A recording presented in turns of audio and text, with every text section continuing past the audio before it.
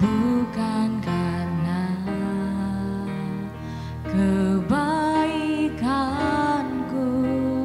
hanya oleh kasih karunia-Mu Kau pulihkan aku, layakkanku untuk dapat memanggil-Mu Bapa. Kau beri yang ku pinta saat ku mencari, ku mendapatkan. Ku ketuk pintu-Mu dan Kau bukakan, sebab Kau Bapa-Ku, Bapa yang kekal. Takkan Kau biarkan aku melangkah hanya sendirian. Kau selalu ada bagiku, sebab Kau Bapa-Ku, Bapa yang kekal.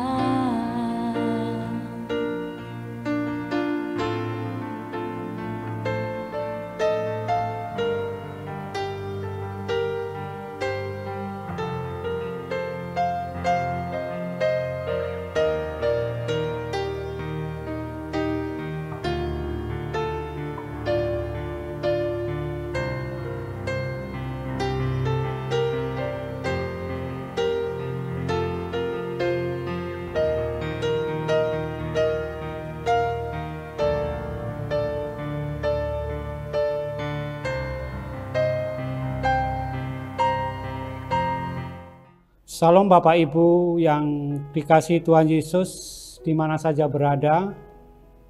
Kembali kita berjumpa di dalam rehat Renungan Hati Sehat Gereja Baptis Ngadinegara. Dalam kesempatan yang baik ini kita akan diberkati melalui firman Tuhan dengan topik menjadi berkat di tengah-tengah keluarga. Ayat firman Tuhan yang akan kita pelajari bersama dari Efesus pasal yang kelima ayat 22 sampai 33. Kita berdoa. Tuhan Yesus, Sang Juru Selamat, terima kasih atas waktu ini. Kiranya kami bisa belajar bersama-sama dari firman yang akan kami renungkan pada rehat saat ini. Dalam nama Tuhan Yesus kami berdoa.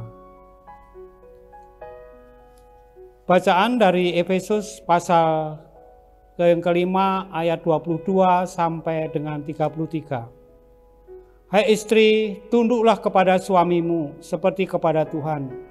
Karena suami adalah kepala istri sama seperti Kristus adalah kepala jemaat. Dialah yang menyelamatkan tubuh. Karena itu sebagaimana jemaat tunduk kepada Kristus, demikian jugalah istri kepada suami dalam segala sesuatu. Hai suami, kasihilah istrimu sebagaimana Kristus telah mengasihi jemaat dan telah menyerahkan dirinya baginya untuk menguduskannya, sesudah ia menyucikannya dengan memandikannya dengan air dan firman.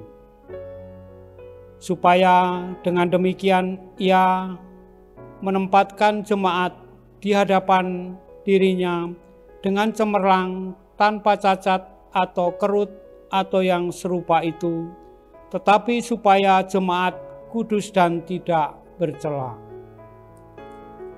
Demikian juga suami harus mengasihi istrinya, sama seperti tubuhnya sendiri. Siapa yang mengasihi istrinya, mengasihi dirinya sendiri.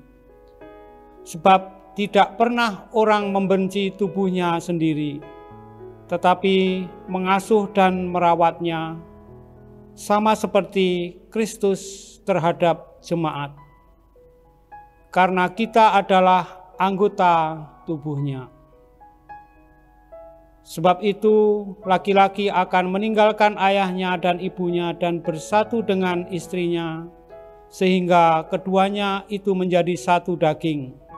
Rahasia ini besar, tetapi yang aku maksudkan ialah hubungan Kristus dan jemaat. Bagaimanapun juga bagi kamu masing-masing berlaku, kasihilah istrimu seperti dirimu sendiri, dan istri hendaklah menghormati suami. Bapak, Ibu, dan saudara sekalian, sebagai seorang yang sudah percaya kepada Tuhan Yesus dan menerima Dia sebagai Tuhan dan Juru Selamat, menjadikan kasih Tuhan Yesus Kristus di atas segalanya. Sehingga semua sikap dan tingkah laku kita serta tutur kata seharusnya berpadanan pada sifat Kristus, yaitu kasih, dalam arti selalu berusaha menjadi berkat bagi siapapun, terlebih bagi keluarga, yaitu suami, istri, dan anak-anak. Kalau kita di posisi sebagai bapak atau kepala keluarga, kita harus bertanggung jawab sepenuhnya untuk membawa keluarga setia kepada Tuhan. Bertanggung jawab akan kebutuhan rumah tangga dan segala yang menjadi kebutuhan dalam keluarga, termasuk memelihara iman yang bertumbuh dalam keluarga melalui doa bersama, ke gereja, sekolah minggu, dan kegiatan yang lainnya untuk pertumbuhan iman dalam keluarga. Jika kita sebagai istri seharusnya menghormati suami dan menolong dalam tugas rumah tangga dengan takut akan Tuhan. Bukan kita tidak boleh bekerja atau melakukan kegiatan yang sifatnya lebih dari suami, tetapi seharusnya dengan persetujuan suami agar firman Tuhan tetap digenapi, yaitu seperti tertulis dalam Efesus pasal 5 ayat 23-25 yang intinya, "Hai istri, tunduklah kepada suami seperti kepada Tuhan, karena suami adalah kepala istri sama seperti Kristus adalah kepala jemaat." Dan jika posisi kita sebagai anak, kewajiban kita adalah menghormati orang tua, yaitu bapak atau ibu, seperti yang terdapat pada kitab Keluaran pasal 20 ayat yang ke-12. "Hormatilah ayahmu dan ibumu supaya lanjut umurmu di tanah yang diberikan Tuhan Allahmu kepadamu." Jadi kesimpulannya, sebagai orang percaya, tugas kewajiban sudah jelas tertulis dalam firman Tuhan. Kita tinggal menerapkan dan patuh, pastilah Tuhan akan memberi penyertaan dan kekuatan dalam kita menjalankan hidup ini. Tuhan Yesus memberkati. Marilah kita berdoa.